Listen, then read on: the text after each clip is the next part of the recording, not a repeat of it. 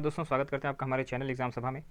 और आज हम डिस्कस करने वाले हैं अंग्रेज़ों और फ्रांसीसियों के बीच में होने वाले एक महत्वपूर्ण युद्ध और घटना के बारे में, जो कि आधुनिक भारत के ऊपर एक विशेष प्रभाव डालेगा और कैसे ब्रिटिश प्रभाव भारत में बढ़ेगा, उसकी चर्चा करेंगे। तो कर्नाटक युद्ध जो है, ठीक है, इसको हम अलग अलग पार्ट में पढ़ने वाले हैं। ठीक है, हर कर्नाटक युद्ध को हम अलग अलग पार्ट में पढ़ेंगे और देखने की कोशिश करेंगे कैसे अंग्रेज और फ्रांसीसी जो थे वो आपस में लड़ते थे और कहाँ का इम्पैक्ट इन पर पड़ता था। मतलब भारतीय उपमहाद्वीप में जैसे जैसे वो यूरोप में या फिर अमेरिका में लड़ते थे, ठीक उसी तरीके का इम्पैक्ट क्या है भारत में देखने को मिलता था। तो शुरू करते हैं आज का वीडियो। और आज की वीडियो में हम प्रथम कर्नाटक युद्ध के बारे में पढ़ने वाले हैं।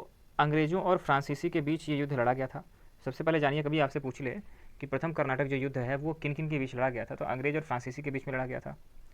अब फ्रेंच गवर्नर जनरल की बात करें तो उसमें फ्रेंच गवर्नर जनरल जो था उसका नाम था जोसेफ फ्रेंकोस डुप्लेक्स। ये आदमी जो था वो बहुत ही डायनेमिक आदमी था और इसने कई युद्ध लड़े हैं। फ्रांसीसी भारत में फ्रांसीसियों के संरक्षण में कई युद्ध लड़े गए हैं और इन्होंने कई बार अंग्रेज़ों को पराजित भी किया है। तो ये एक स्ट्रांग गवर्नर जनरल था फ्रेंच की तरफ से। और स्ट्रिंगर लॉरेंस जो है वो ब्रिटिश का गवर्नर था। ठीक है, ब्रिटिश सेना का सेनापति मान सकते हो आप। तो इन दोनों के बीच ये युद्ध लड़ा गया था और इसमें कुछ और भी लोग थे जो शामिल थे। जैसे कर्नाटक का नवाब शामिल था, उसका नाम था अनवरुद्दीन खान। और ये जो प्रथम कर्नाटक युद्ध हुआ है वो आपका 1746 से लेकर के 1748 के बीच में ये युद्ध लड़ा गया है। और सबसे बड़ी बात है कि इसका कोई परिणाम नहीं निकला। मतलब कौन जीता, अंग्रेज जीते या फ्रांसीसी जीते, संधि के तहत इसको समाप्त कर दिया गया, लेकिन परिणाम इसका कोई भी नहीं निकला था। अब घटनाक्रम के बारे में समझते हैं।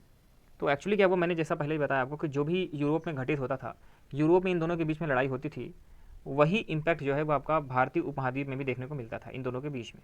तो ऑस्ट्रेलिया नहीं है, ऑस्ट्रिया में जो कि यूरोप में था, तो 1740 में फ्रांस और अंग्रेज़ों का आमना सामना ऑस्ट्रिया में होता है।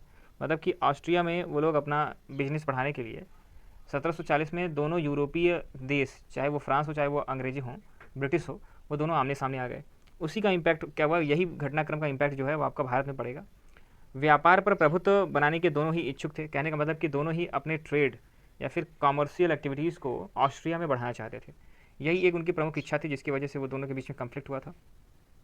और वो भारत में भी अपना व्यापार बढ़ाना चाहते थे, चाहे वो फ्रांसीसी रहे हों और चाहे वो आपका ब्रिटिश रहे हों। फ्रेंच गवर्नर ने भारतीयों को सेना में शामिल किया और इसमें उसने क्या किया कि भारतीयों को पहले से शामिल करना शुरू किया अपनी सेना में, ठीक है, सर्विस में। 1720 की बात है जब फ्रेंच ईस्ट इंडिया कंपनी को राष्ट्रीयकरण नेशनलाइज कर दिया गया। कहने का मतलब है कि भारत में कई कई जगहों पर फ्रेंच लोगों ने क्या किया कि अपनी कंपनियां लगाना शुरू की। जैसे कि आपका उनका प्रमुख केंद्र जो रहा है वो है पांडिचेरी, जो पुदुचेरी के नाम से भी जाना जाता है। तो अब वो क्या चाहते थे कि फ्रेंच ईस्ट इंडिया जो कंपनी है उसको राष्ट्रीयकृत करना चाहते थे, नेशनलाइज करना चाहते थे। मतलब कि पूरे महाद्वीप उपमहाद्वीप में, भारतीय उपमहाद्वीप में वो अपना अधिकार चाहते थे।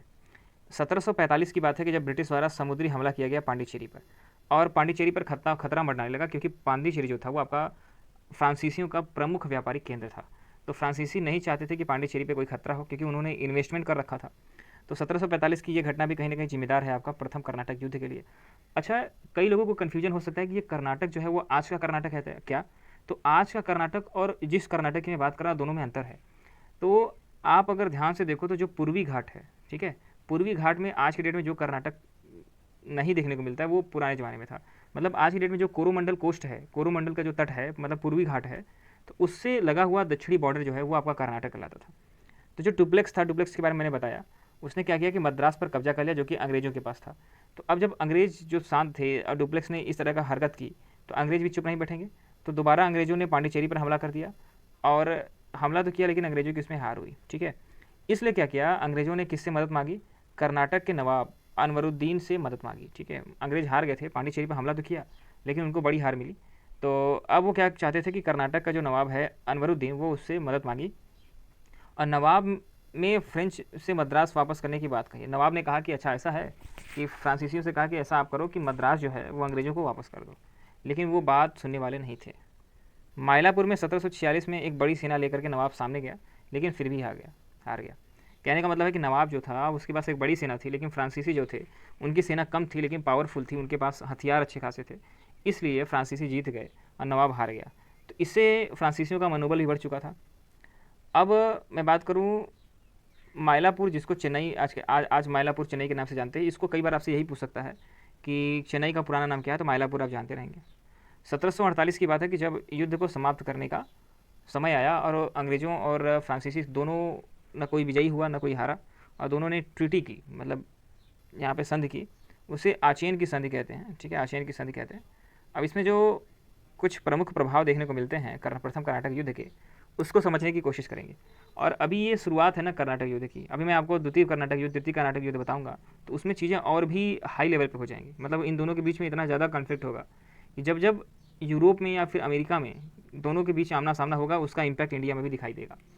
तो प्रथम कर्नाटक युद्ध जो है, उसकी बात किया जाए तो उसका प्रभाव क्या पड़ा कि मद्रास अंग्रेजों को वापस कर दिया गया संधि के तहत। उसके बदले में फ्रांसीसियों को अमेरिका में, नॉर्थ अमेरिका में लुइसबर्ग मिल गया।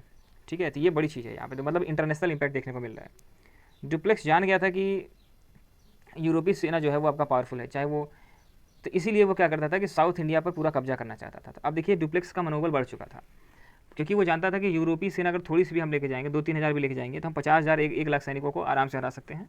ठीक है, जो भारतीय राजाओं के सैनिक हैं, क्योंकि उनके पास जो है टेक्नोलॉजी नहीं है लड़ने की, युद्ध क्षमता नहीं है उतने लेवल की। तो ये कहीं ना कहीं ये प्रथम युद्ध जो है वो बहुत कुछ प्रभाव डाल के जाता है, और ये भूमिका भी तैयार करके जाता है कि कैसे द्वितीय और तृतीय युद्ध होने वाले हैं कर्नाटक के। तो अगले वीडियो में हम वही डिस्कस करने वाले हैं, और इसी तरह के वीडियोस को देखने के लिए और अपने प्रिपरेशन को टेस्ट करने के लिए हमारे चैनल को देखते रहिए, हमारे वीडियोस को देखिए।